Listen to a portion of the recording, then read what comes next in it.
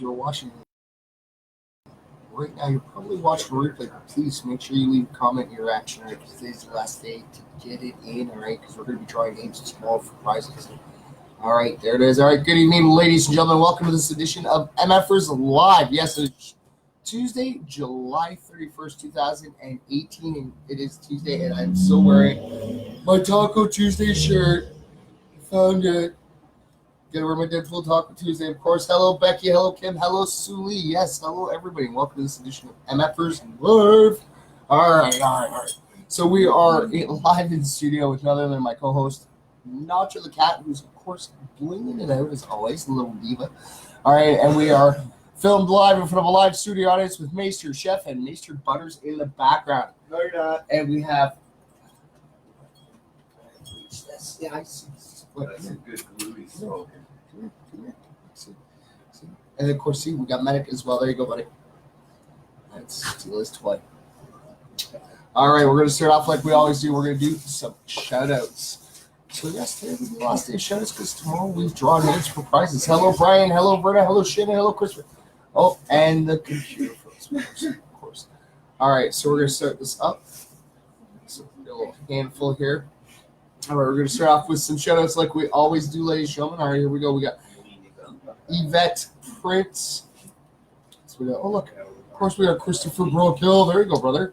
All right, we have Remo Febrero. All right. What else we got here? We have Tamara Richards.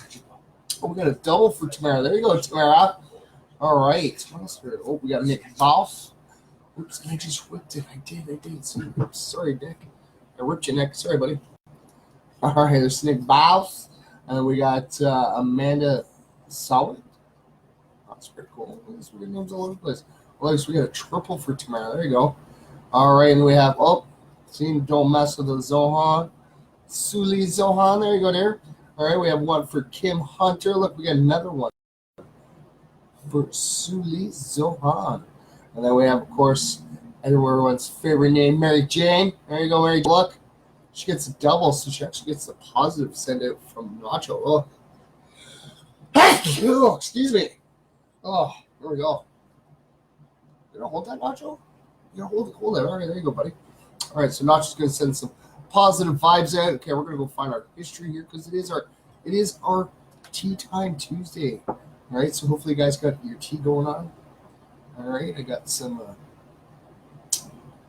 basic tea. Pico. All right, and we're going to be reading off some facts today. All right, so we're going to find our positive history for today. Where'd it go? Okay, there it is. Going to look for the older picture. All right, see here. If it opens, there we go. All right, so here's our good news in history for July 31st, ladies and gentlemen. All right, so 50 years ago today, working at Trident Studios in London where they could access 8-track equipment, the Beatles recorded the master track of a new Paul McCartney song, Hey Jude. McCartney wrote the song originally as Hey Jules to comfort John Lennon's son Julian during his parents' divorce. The first single from their new Apple Records and more than 7 minutes in length, Hey Jude spent 9 weeks at number 1 on the U.S. charts. The longest for any Beatles single. That's pretty cool. So during the coda, which lasts for more than 4 minutes, they added a 36-piece orchestra, and not a particularly enthusiastic one either. There was dissension among the classically trained musicians, some of whom were looking down their noses at the Beatles. To bolster the energy and passion in their performance, McCartney finally stood up on the grand piano and began conducting them from there. On another take, the Beatles then asked the orchestra members if they would clap their hands and sing along during the fading refrain. All but one of the musicians complied for a double fee. The one abstainer reportedly said, "I'm not going to clap my hands and sing Paul McCartney's bloody song." Yeah, that's pretty good. Come on, it's just a song. The Beatles recorded the following promotional film after the hit had been on sale in America for a week.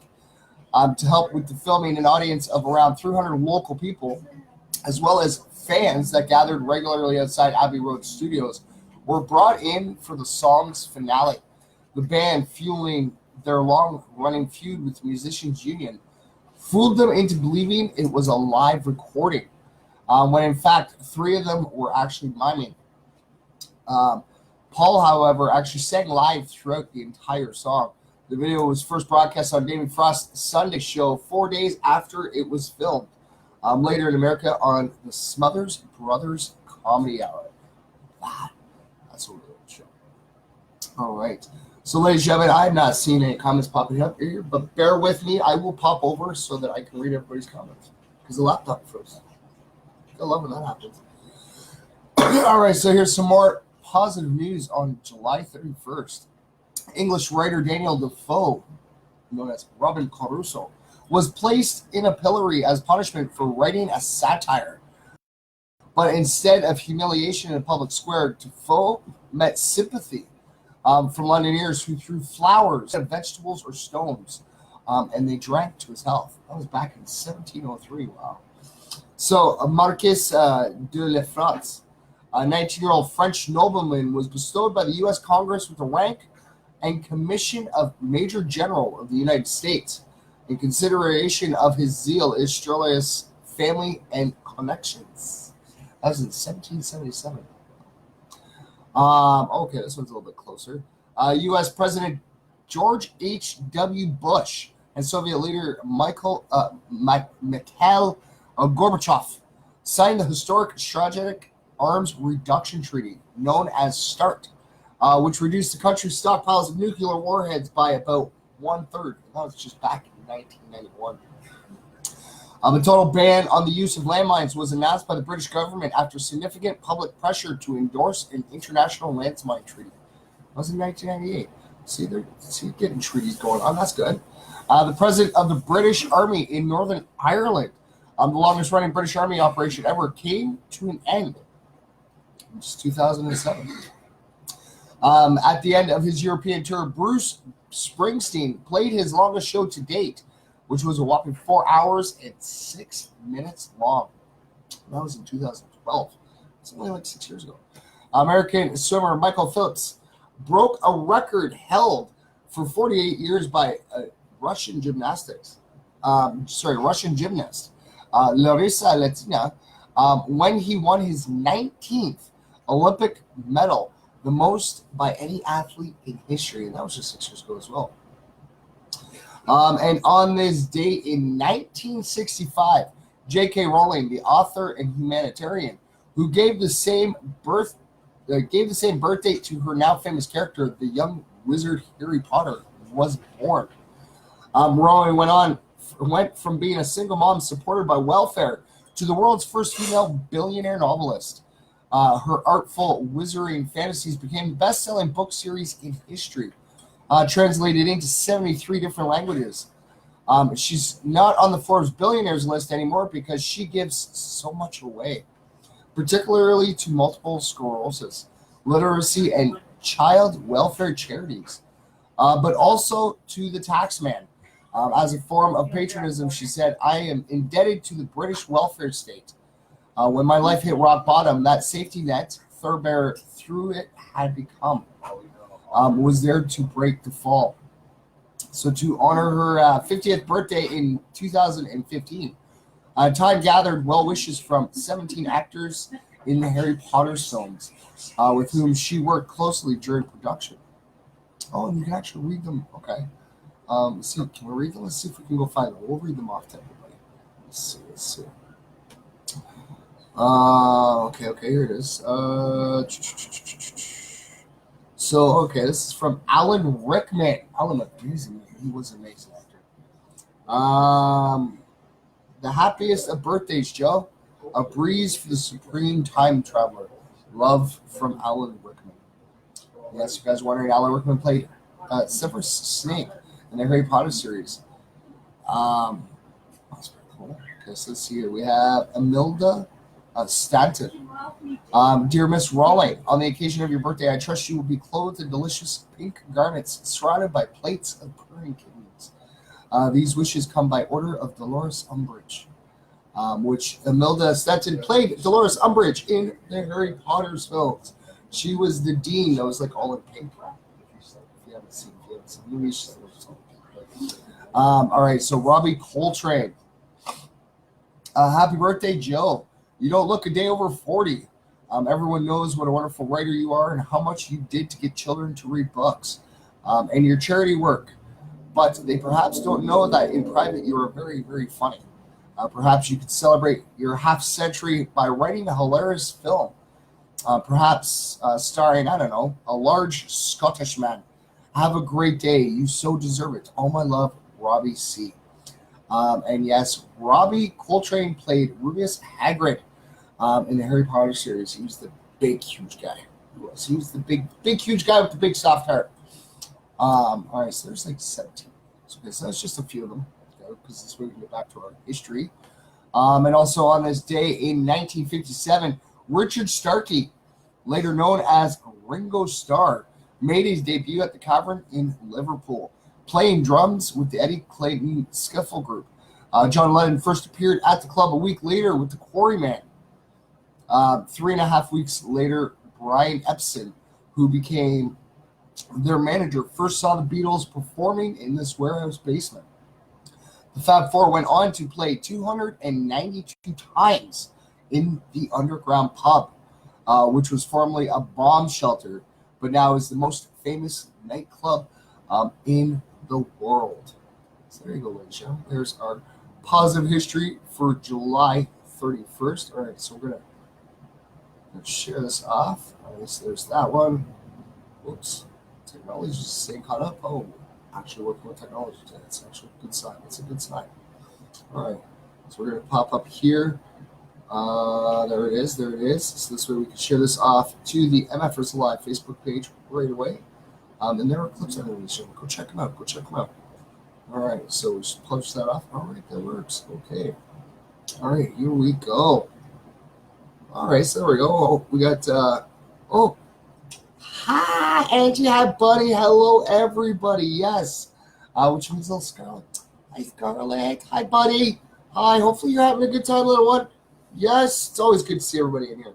And Bunny's here as well. Hello, Bunny. Haven't seen you in a while. That's great. That is. I know. I will be able to read the rest of this once that catches up to the rest of the technology. Yeah. So we do have a whole bunch of facts, ladies and gentlemen. You guys ready for this? All right. Because we didn't get to go through all of our facts last time, but we'll be able to do them this time. Let's see. Did we leave off? There we go. We left. Oh, the Ming Dynasty. There we go.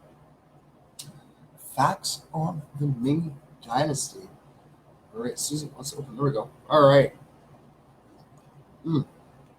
So the Ming Dynasty was actually established in 1368 after it overthrew Mongol Yuan Dynasty. Wow, the names. All right, so Zhu Yanzingzhu Yangshan, leader of the Red Turban Rebellion and founder of the Ming Dynasty, was preceded by the Mongol-led Yuan Dynasty due to anti-Mongol sentiment. The Red Turban Rebellion against Yang began in 1351. During the rebellion, Zhu Yangshan, a poor peasant. He wasn't a bird.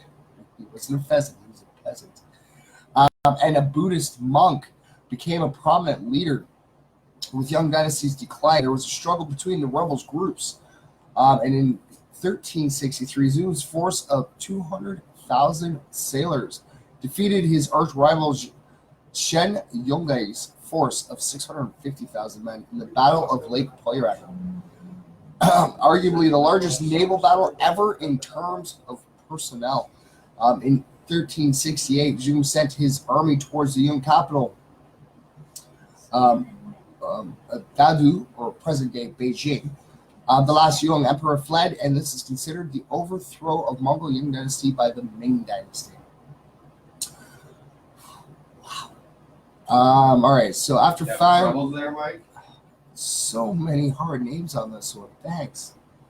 So after founding the Ming dynasty, Zhu Yangsheng took the title of Hongyul, which means vastly martial.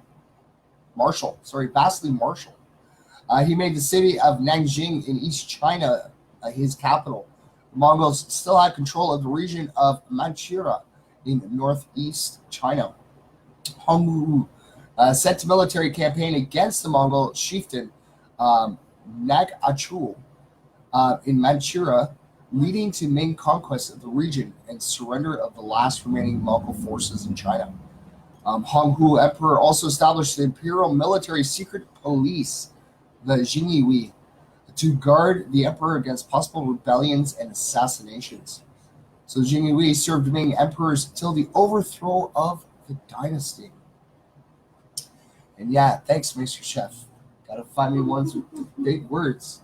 One of these days, you can sit up here and do these facts. And I hope you give yourself a whole bunch. No, it is your fault. You picked them. Practice reading them. Yeah. Really, with all the ones in here, I might have been able to remember maybe 2 out of like 10 pages here. No, just read them so you can get the names right. I think I'm doing really well with it. I think I'm doing really well. So, Yeah, but no, just saying so you don't get stumbled, maybe. I'd still get stumbled. I would, because some of them are so hard to. You have to slowly pronounce it out. Who teach you how to spoke? I don't know who taught me how to The spoke. radio taught me how to spoke. The radio. The capital of Ming was actually changed from Nanjing to Beijing by the Yongle Emperor. I'll ask you a question.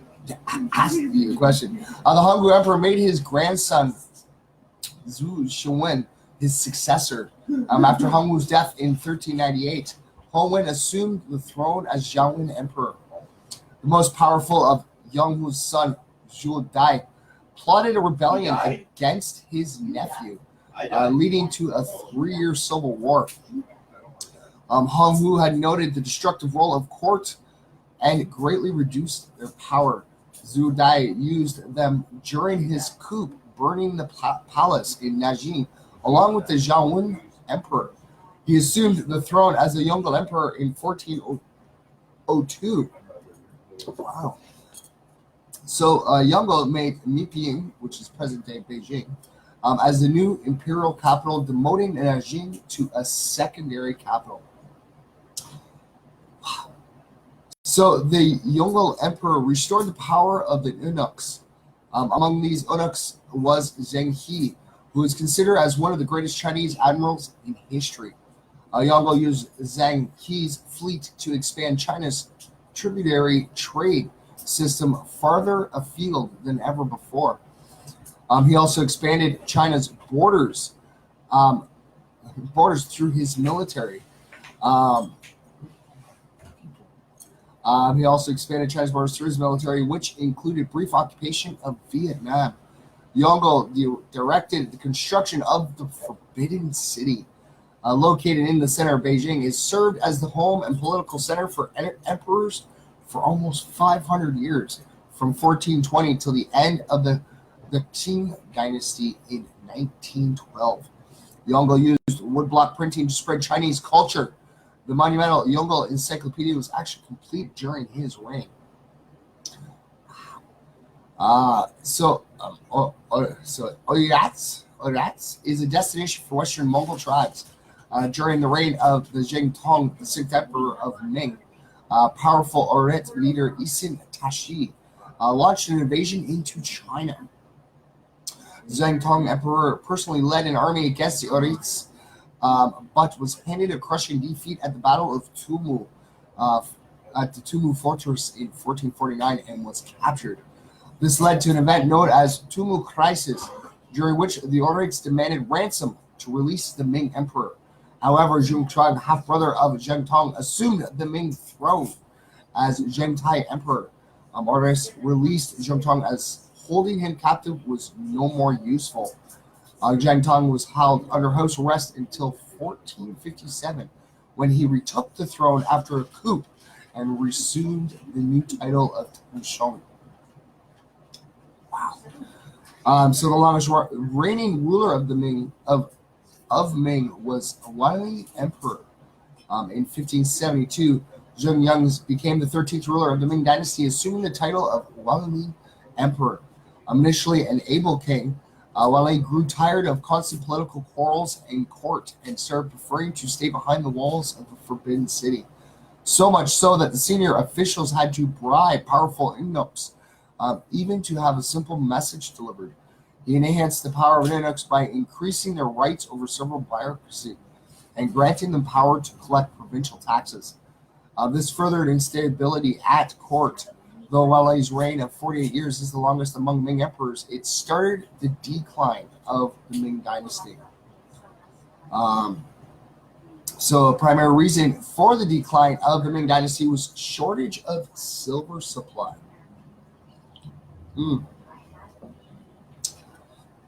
So statue of Li Zhengstoshu, who overthrew the Ming Dynasty by the 16th century due to growth in trade.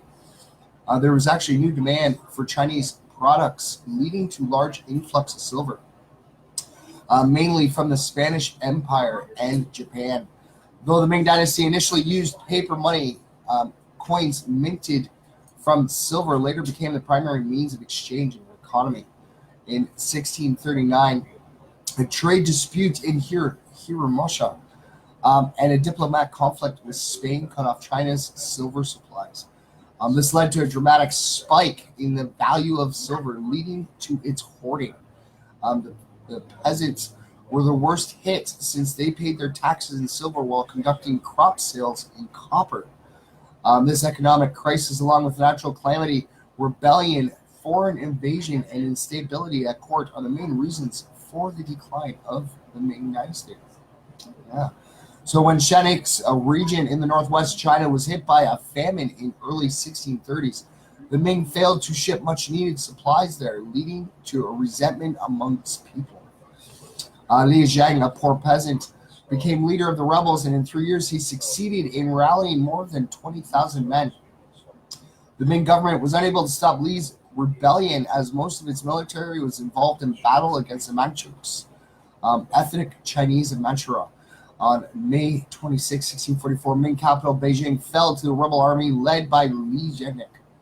The last Ming ruler, Chongqing Emperor, hanged himself on a tree during the overthrow. Li Zheng founded the Shang Dynasty, but within a year it was defeated by the Manchus, who established the Qing Dynasty, which ruled over China till the foundation of the Republic of China in 1912. Wow. Let's see here. Ming China was actually hit by the deadliest earthquake in recorded history. The morning of January 23rd, 1556, the Shaanxi province in northwest China was hit by a catastrophic earthquake. An 804-kilometer wide region of China was destroyed, affecting more than 96 countries, with a death toll of over 830,000. The 1556 Shenzhen Earthquake is the deadliest earthquake and the third deadliest natural disaster in history. In 1642, Ming governor of Takrov destroyed the leaves holding back the Yellow River to break the siege of the peasant army in Lijiang. Known as the 1642 Yellow River flood, this man-made disaster responsible for nearly 300,000 deaths. And of nearly 300,000 deaths of roughly out of 378,000 residents. So about 78,000 survived. Wow. So economic prosperity made Ming era one of China's three golden ages. Ming era is regarded as one of China's third golden ages, along with Han and Song periods. For most of their reign, China proposed economy, and its economy was the largest in the world. As the epic voyages of Zheng He, Columbian exchange, and expansion of the European trade brought a period of unprecedented exchange of knowledge, culture, and products between China and the world. Trade with Europe and Zheng He's voyages exposed the world to Chinese gold, silver, porcelain, and silk, among other things. Columbian exchange spurred population growth and reduced famines and introduction of highly productive crops like corn and potatoes. There was also a vast exchange of knowledge between European and Chinese scholars. That's pretty cool. Wow, that actually took me a while to read that. That's funny. There you go, ladies and gentlemen. Some facts. Oh, the Ming Dynasty. That's pretty cool. All right, Beck, you have yourself a great night. Hello, Ashley. Yes, thank you for tuning in, everybody. All right, seriously, we're going to do some more facts here. Because like I said, got to catch up on them. What else do I do? Ooh, facts on Indonesia. Here we go. All right, so we're going to open this up. All right, there we go. Okay, so here's some facts on Indonesia. The name Indonesia is actually derived from the Latin word Indus, meaning Indian, and the Greek word Nissos, meaning island. Indonesia was originally called Indian Archipelago, or East Indies Island. The name Indonesia was coined in the 1850s by James Logan, editor of the Singapore Published Journal of the Indian Archipelago and Eastern Asia, as a shorter equivalent for the term Indian Archipelago. So Indonesia is the world's largest country, comprised solely of islands.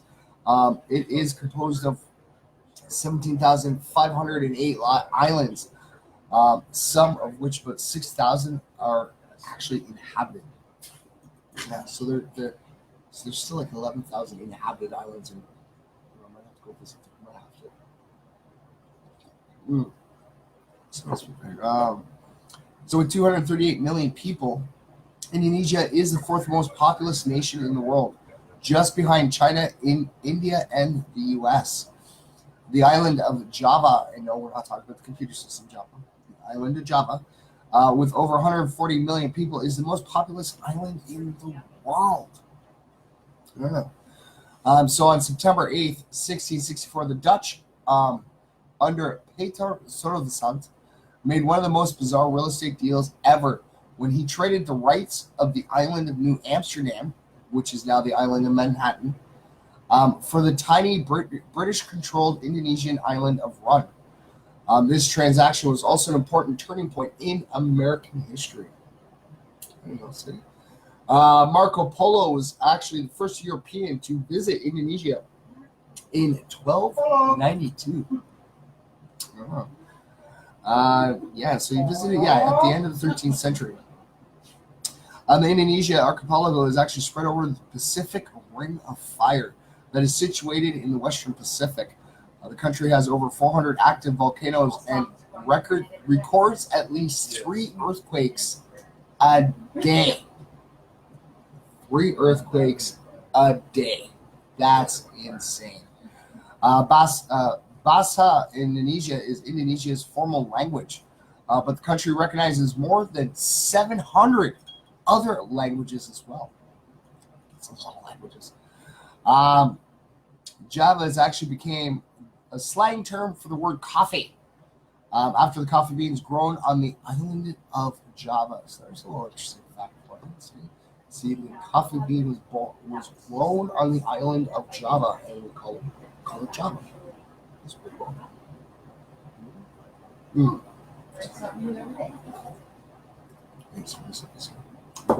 Coffee bushes and the habit of coffee drinking were introduced by the Dutch East India Company to Indonesia in 1696. So during World War II, the Japanese invaded and occupied Indonesia from 1942 to 1945, so a whopping 3 years. Indonesia is the third worst emitter of greenhouse gases in the world. That's great.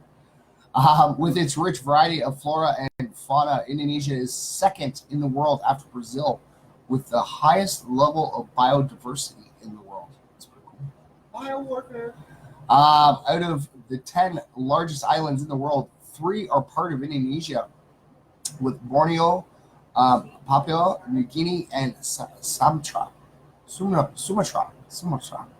Despite being one of the G20 group of world's leading economies, roughly half of Indonesia's population lives on less than $2 a day.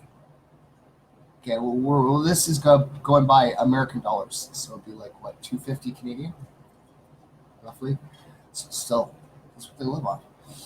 Indonesia is one of the world's largest producers of nutmeg, which is native to its Banda Islands. See, nutmeg. Indonesia are actually superstitious people too. Sorry, Indonesians, make sure I get that right, are actually superstitious people, and one such belief is in the Lhasa, which happens to women when they are startled by something like a loud noise. The Lhasa causes women to react to the noise by using uncharacteristically foul language or falling to the ground in a fit. Indonesians explain that Lhasa results from the soul leaving the body through a sudden fright. All right, so the word ketchup, all right, in English actually comes from the Indonesian word kicap, which is a sweet soy sauce. So there's something in ketchup, right? Ketchup. Many Indonesians do not openly discuss sex either. The general term in Bahasa Indonesia for both male and female sexual organs is kumulan, meaning shame or embarrassment. So Jakarta, Indonesia, is the world's largest population center without a metro train system that results in some of the worst traffic jams in the world. Let's see here. So Indonesian societies tend to be very tolerant of alternate expressions of gender. Bangki are men who dress and behave like women and have held special places in Indonesian culture and society, such as matchmakers, artisans, performers, healers, and ritual specialists.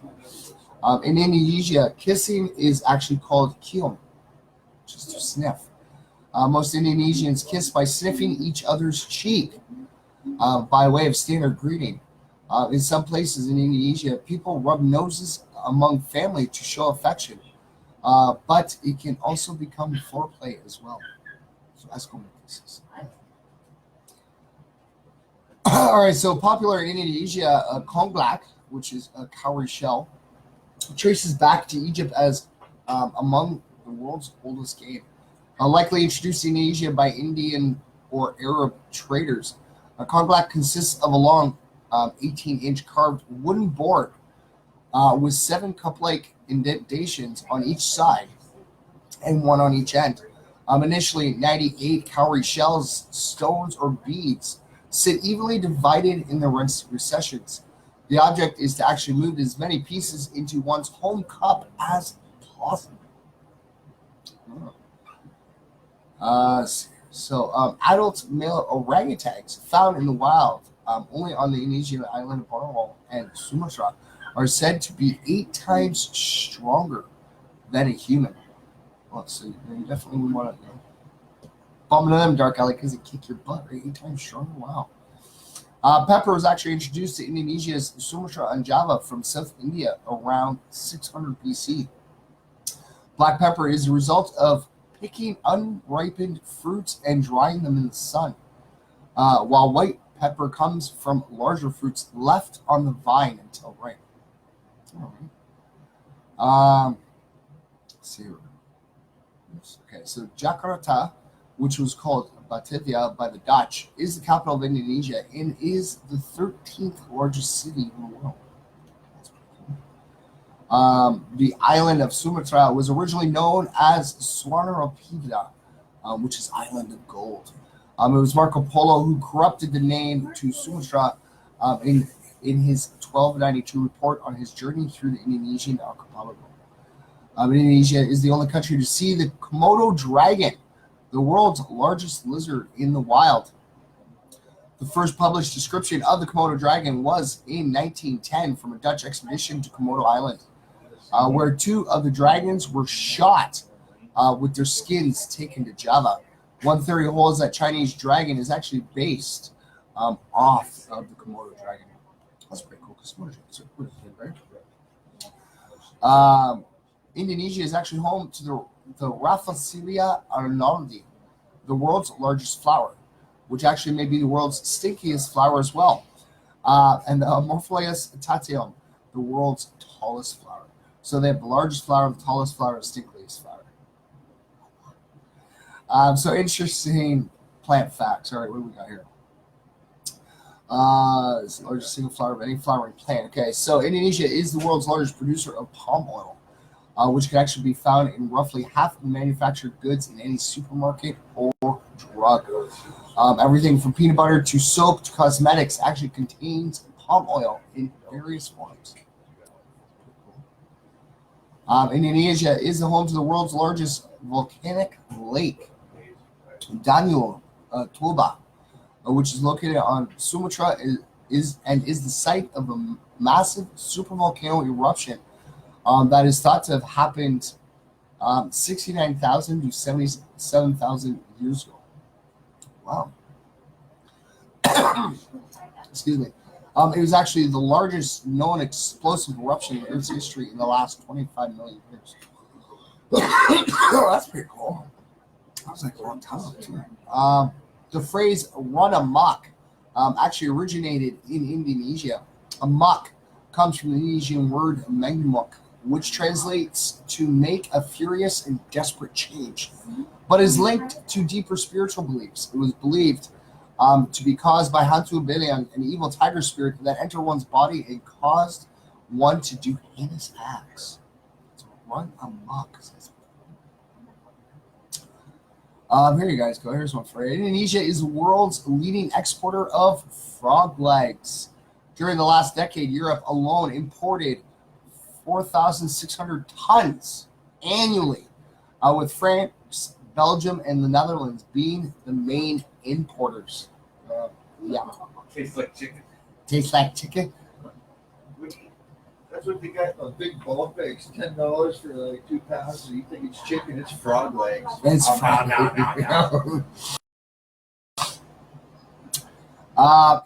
In Indonesia, frog leg soup is actually known as suiki or swipe.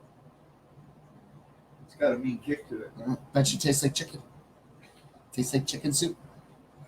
Indonesia's small Hindu population remains mainly on the Isle of Bali. One of Balinese Hinduism superstitions that endures to this day is not letting a baby's feet touch the ground for the very first 6 months of their lives to prevent the devil from entering the child. And as a result, children are passed from adult to adult instead. Almost everyone in Bali actually has their teeth filed down too. This practice is actually rooted in their belief that the 6 main vices, anger, confusion, jealousy, drunkenness, desire, and greed, all enter the body through the top 6 teeth. By filing away the teeth, the vices are thwarted. Wow, that's interesting. In 1859, the English naturalist Alfred Russel Wallace wrote Charles Darwin that the Indonesian archipelago was inhabited by one distinct fauna in the east and one in the west. He refined his theory, drawing a boundary between the 2 regions. His dilemma became known as the Wallace Line, dividing Sulawesi and Lombok to the east and Borneo and Bali to the west.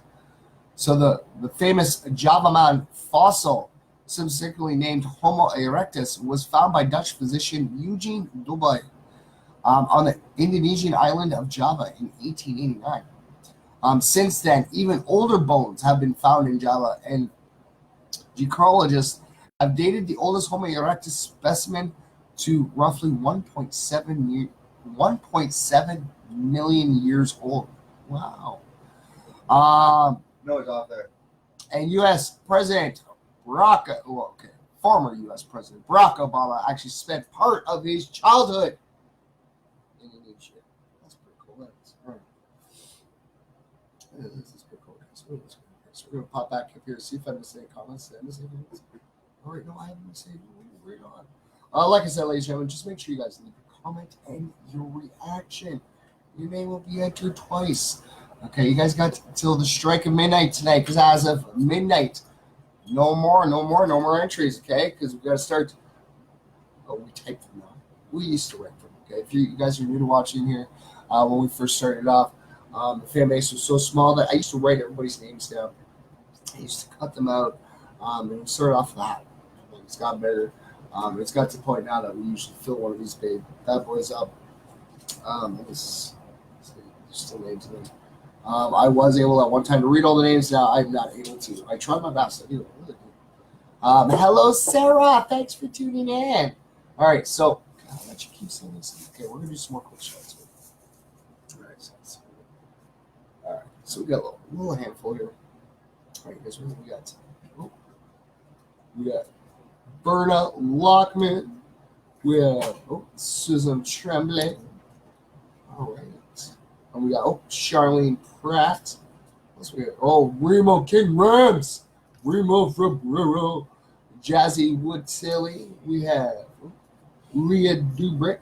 I'm dropping people. We have our Joker on duty, Timmy Plain. There you go, buddy. There you go. We have Rich Nelson. And then look. I know she always loves the positivity. We're going to send her some positivity. Can you stop just buddy? Okay. Send Rachel Haynes. Positive vibes, buddy. There you go, buddy. Hello, Shar. Thanks for tuning in. It's always great to see everybody. Always. All right, okay. So we got time to set it up. All right, so let's see. We're going to pop back in here, and we're going to see what other facts we have here. So that was a lot of facts. It was kind of, let's see. We're going to progress. Okay. All right, we're going to open the PDF off. All right, so let's see what else. All right, you guys ready for some facts on woodpeckers? Yes. Size of the woodpecker actually depends on the species. Largest woodpecker, which is a great salty woodpecker, can actually reach to about 20 inches in length. The smallest woodpecker, which is the picolets, are usually about 3 to 4 inches long. Woodpeckers are usually red, white, black, and yellow in color. Their plumage can also be the combination of orange, green, brown, and the golden color. Woodpeckers actually have a very long tongue, which is designed for capturing of prey that is hidden inside the trees. And certain species actually have barbed tongues. Yeah. Woodpeckers are omnivores. They eat insects, larvae, and eggs, tree sap, seeds, and nuts. The woodpeckers actually have a chisel-like bill that is used for drilling of the tree when the woodpecker searches for food, or when it prepares nest during mating season. The woodpecker is actually able to peck 20 times per second. It produces between 10,000 and 12,000 pecks per day. So yeah, so when you're hearing the woodpecker on a tree, ladies and gentlemen, that woodpecker is trying to get something to eat, or it's getting ready to nest for the mating season, depending on what time of year it is, right? So although pecking in the tree looks like activity that may hurt, the woodpecker bird does not feel the pain at all. The brain is actually prevented from trauma thanks to special air pockets in the skull. See, want to get something new, right? Both males and females are able to drum the tree. Since woodpeckers do not have vocal cords, this activity also play an important role in communication. See. Feathers that look like bristles on the nostrils of the woodpecker actually prevent inhalation of wood particles. This makes sense, common, right? The woodpeckers actually have zoodactyl feet. Their feet have 4 fingers, 2 facing forward and 2 backwards. It's almost like a claw style. The arrangement ensures a strong grip to the branches and provides stability. Woodpeckers also have a pair of centrally located feathers that provide stability and keep them in an upright position while standing on the trees. They also have a unique flying pattern as well. 3 wing flaps are followed with gliding. This pattern repeats all the time during the flight. They actually build nesting holes in trees all year round. Old holes often become home for other birds and mammals, such as starlings, chickadees, owls, and squirrels. And woodpeckers are monogamous. Yes, meaning there is only one pair mate for a lifetime. Both male and female prepare nests in the tree. The female will lay about 2 to 5 eggs. The incubation period actually lasts only like between 11 and 14 days. 1 month after hatching, young woodpeckers are ready to leave the nest. So look at that. You're like under 2 months, they're already gone, they're leaving. And depending on the species, woodpeckers can actually survive between 5 to 11 years in the wild. So that is pretty awesome. Let's see here. So pop this back over here. I'm back. Hello. Welcome back. All right. And you know what we do? Mary Jane, see, look, Nacho. She popped in, buddy. She totally did.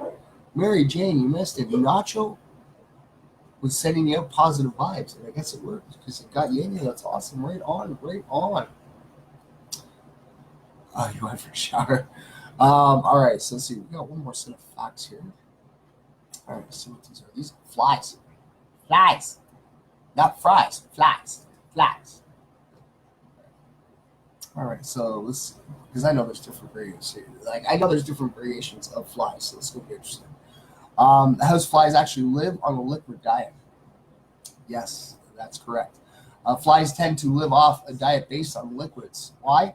Well, that's just how they are built. See, they lack the mouth parts needed to chew food. So instead, they have to drink it.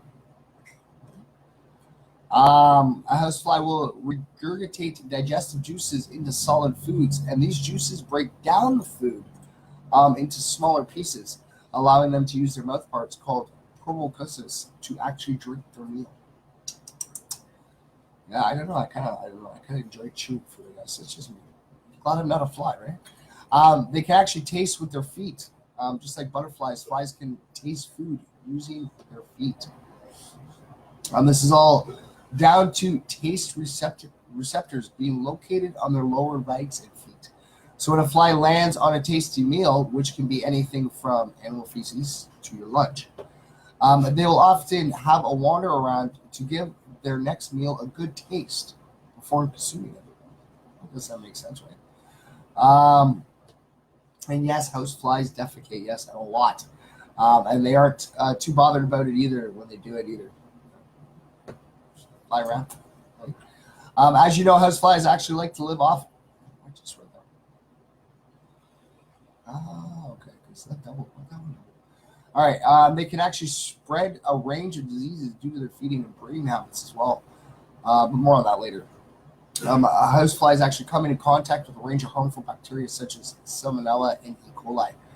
Because of this, house flies will often aid in the spread of this bacteria, passing them on to us by contaminating things such as food and cooking utensils. And yes, houseflies can actually walk upside down. Come on, let's face it. You probably already knew that, right? You see them up around, they're walking upside down. Right? The autonomy of a housefly enables it to walk and climb on most surfaces, no matter if it's horizontal, vertical, or even upside down. This is due to each foot containing 2 fat foot pads, which contain tiny hairs that produce a glue-like substance made of sugars and oils, which provides them with excellent grip, perfect for scaling any surface. And yes, flies are actually able to see behind them. That's right, house flies can actually see behind them, and it's all to do with their amazing eyes. Oh, we even had Brian pop in here. Oh, we got everybody's names popping in. See, I missed everybody's names. I see Vernon was here, and Brian popped in, was saying hi. Sorry, everybody. Like I said, the laptop freezes. We're waiting to hear back from the shop to see when the tablet's able to come back so that we can use that again. So unlike you and I, house flies actually have compound eyes. These intricate eyes provide them with nearly a 360-degree field of view, which allows them to see behind themselves. Unlike ours, the eyes of a housefly don't move. Being able to see in all directions allows them to navigate while also being on the lookout for dangers. So when you think you're coming up behind a fly, sneaking up on it, you're really not sneaking up on it because it can see you. Because it can see 360 degrees around it. Like, that's pretty amazing. So the lifespan of a housefly isn't actually that long either. Is it 14 days, isn't it? On average, the life cycle of a housefly only lasts for around 30 days. Oh. Yeah, which means they don't live that long at all. Right? However, in their short lifetime, they're annoying as hell. Oh yeah, they manage to accomplish quite a lot. Houseflies can lay up to 500 eggs in their lifetime, which are usually in batches of around 75 to 150. Although they don't live long, an infestation can actually quickly arise through new generations. And yes, they have an amazing reaction time too. However, ever wondered why it's so difficult to swat a fly? Well, it's pretty much down to their quick reaction times and their agility. Houseflies are able to process what they see and react accordingly at amazing speeds. So to put things in perspective, our brains process around 60 images a second, whereas a fly can process 250 in a single second. Wow. So yeah, that's like just, for something so small, that's pretty powerful brain cells to be able to do that, right? And like I said, to be able to see 360 degrees around you, and like we only see so much, and we only get to do 60 images, and they're doing 250 up to 360 degrees. Like that's amazing. I still don't like flies that are buzzing around because they're gross. They have unhygienic breeding habits as well. They're not really fans of rushing to the hospital to give birth, so their chosen method is rather disgusting as well. Yeah. They will lay their eggs on items such as feces, rotting carcasses, and decaying fruit.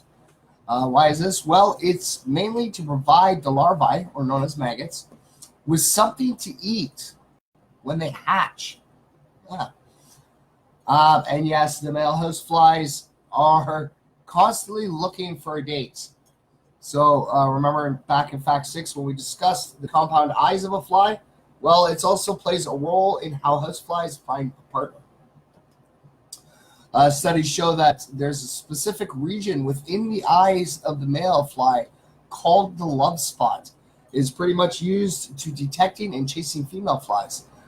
This spot is located within the dorsal frontal region of their eye. This is typically used to detect small target motion. However, males also use it to stay locked onto potential mates during aerial pursuits. That's pretty cool. All right, so let's pop back up. That's a bit cool. Hello, this is really cute. I know. So it totally gets it in perspective, right? Because come on, I've seen myself. I've had the old fly swatter, and you're sitting there, and you're like, you think you're smart, and you're just waiting. You're like, okay, I'm gonna wait. And you swat at it. But those are really smart. They are really smart little creatures. It's pretty cool. Note to self: flies are smarter than you. Like I said, for us we get to see just in front of us, and we process 60 images a second, as where the fly, 360 degrees. Like, so all around them, they're seeing absolutely everything, and they're processing like 250 images. So, when you get that fly, it's just by luck. It is totally by luck. I guess they didn't think quick enough. So yes, there you guys go. There you go, ladies and gentlemen. There's some facts on flies. All right, so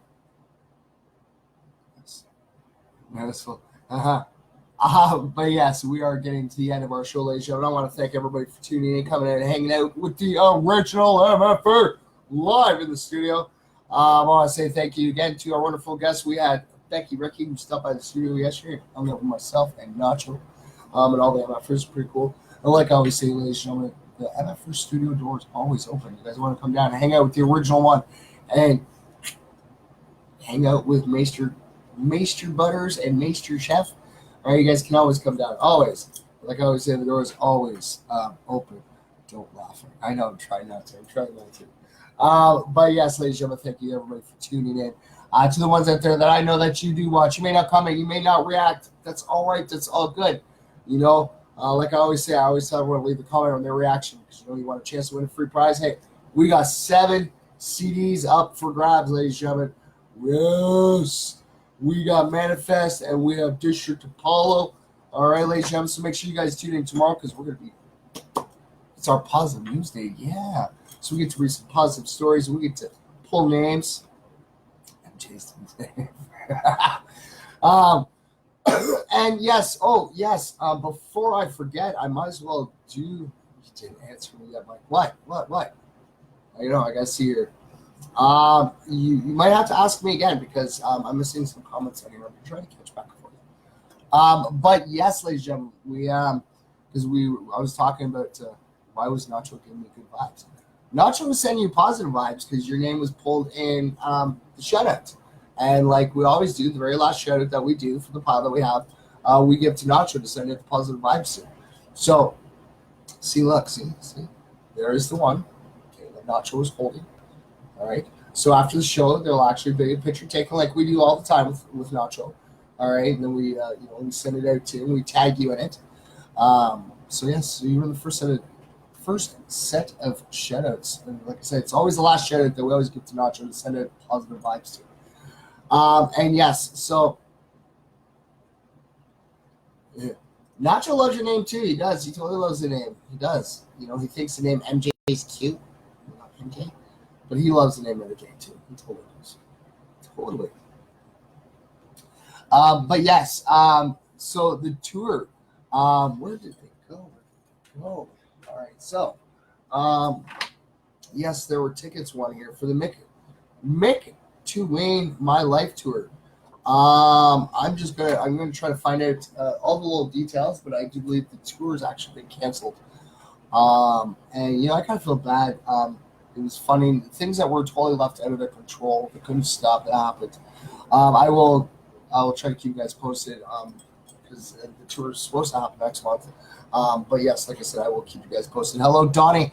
Happy birthday, Pandemic. Yeah, brother. I know it's your birthday, buddy. Oh yeah, happy birthday, brother. All right, and I know I'm surprised I haven't seen you down here yet to come hang out with the MFR studio. Come on, brother. All right, and I hope you have yourself happy birthday. But yes, like I said, I will keep you guys informed. I do feel like really bad. It's none of their faults, okay? It wasn't the artist's fault. It wasn't Tulane fault. It wasn't, Dylan Doolitle's fault. Any of the artists that were involved in this. It just came down to the financing wasn't there. They weren't able to. They had a lack of funds for it, and the transportation ended up not being approved. But like I said, ladies and gentlemen, I'll keep you guys informed and apprised of what's going on. I learn new information. I'll let you guys know for sure. I kind of feel really bad because Gavin, who's one of our great MF, he's the one that designed our poster. Great, talented artist. He's like feeling really down and out. And like I said, sometimes it happens. Like I said, it was the lack of funds and the transportation. It just nailed them. It was out of their hands. But like I said, you never know. You never know. I will see if maybe if the tour does get fully canceled, I will see if maybe I can get the mall autograph for everybody. Okay. Because I think I've only handed it one ticket, and it was to Shar. So Charlene, if you're watching, I'll even message her after the show too. Hold on to your ticket. We'll see if maybe I can get an autograph for you.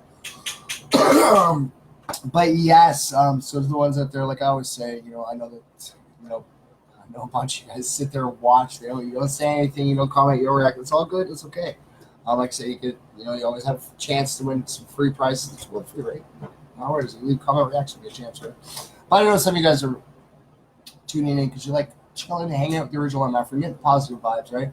Always remember it's your time, okay? And I want all my MFers to know each and every last single one of you.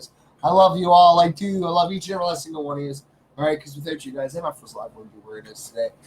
We've met some really amazing people. Like I said, we've got to hook up with spiritual detectives and underground empire, CD and clothing connections and stuff. I was, like I said, we wouldn't be there if it were for all you guys, all right? So I'll see you guys all tomorrow, all right? Keep spreading. Oh, wait.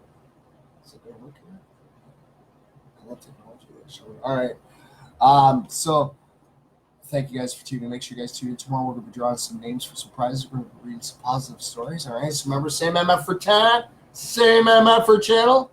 All right, keep spreading peace, love, positivity. And yes, if you're watching me live right now or you're watching me on a replay, all right, or you're just listening, always remember those two words, okay? If you can't say it yourself, come tune into my show because I say it every night, okay? And if that's still not good enough, you guys can reach out to me and I will personally say it to you because I believe in it, right? That's why I say it to you guys, because I believe in it. And I want you all to know that you matter because you know what? You do. Each and every last single one of you do. All right, and in the words of Bill Nye, the science guy, let's help save the world. I believe the best way that we can do that, ladies and gentlemen, is just by spreading a little bit of peace, love, and you guys all tomorrow night.